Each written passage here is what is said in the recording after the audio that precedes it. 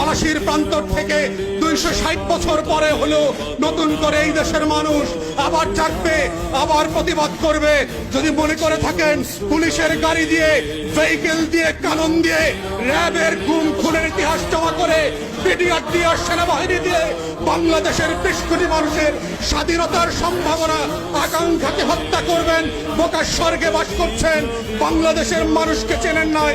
তারা নতুন করে যখন জাগবে, আওয়ামী লীগের কাফন কেনার টাকা পাওয়া যাবে না, কবর দেওয়ার মাটি পাওয়া যাবে না। সেই দিন আসতেছে, সেই দিনের প্রস্তুতি নেন।